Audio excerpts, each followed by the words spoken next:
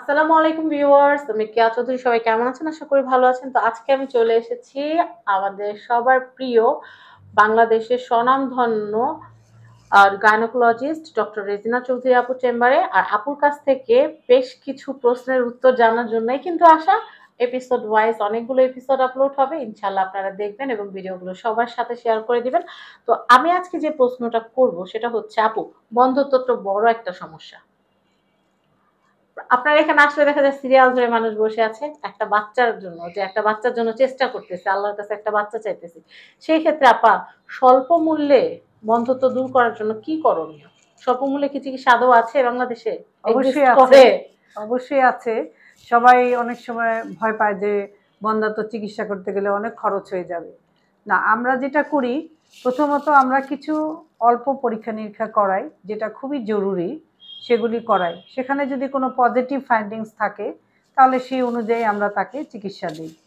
আর সাধারণত আমরা দেখি যদি হাজব্যান্ড ওয়াইফটার তেমন কোনো সমস্যা না থাকে, কোনো ডায়াবেটিস না থাকে বা আদার্স কোনো সমস্যা না থাকে, শুধু পিসিওজের জন্য যদি হয়, তাহলে সেই ক্ষেত্রে আমরা মেডিসিন দিয়েই কিন্তু তার বন্ধ্যাত্বকরণটা আমরা করতে পারি, চিকিৎসা করতে পারি। তো সেই ক্ষেত্রে আমরা ওভুলেশন ইন্ডাকশান, তার যদি মাসিকটা ঠিকমতো না হয় তখন আমরা ওভুলেশন ইন্ডাকশানের জন্য কিছু মেডিসিন দিয়ে থাকি। আর হাজব্যান্ডকে ফার্টিলিটির ওইভাবে আমরা কিছু দেই না, তবে ফুড সাপ্লিমেন্ট আছে কিছু, সেটা আমরা হাজব্যান্ডকে অ্যাডভাইস করি। আর হাজব্যান্ডের যদি সিমেন অ্যানালাইসিসটা নর্মাল থাকে তাহলে সেক্ষেত্রে আমরা শুধু ফুড সাপ্লিমেন্ট দিয়ে করি, তেমন কোনো চিকিৎসা দিই না। সেই ক্ষেত্রে খরচটাও অনেক কম হয়।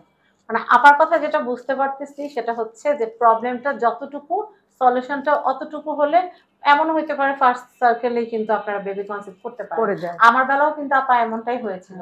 মানহার সময় কিন্তু আমি অনেক ট্রাই করি, ট্রাই করার পর আবার এখানে আসার পরে কিন্তু ফার্স্ট ফার্স্ট ট্রাই কিন্তু মানহা কিন্তু কনসিভ হয়।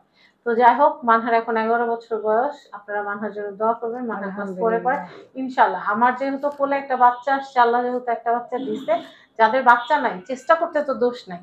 আল্লাহর কাছে চাইতে হবে, চেষ্টা করতে হবে। তো চেষ্টা করার জন্য অবশ্যই আপার চেম্বারে আসতে হবে।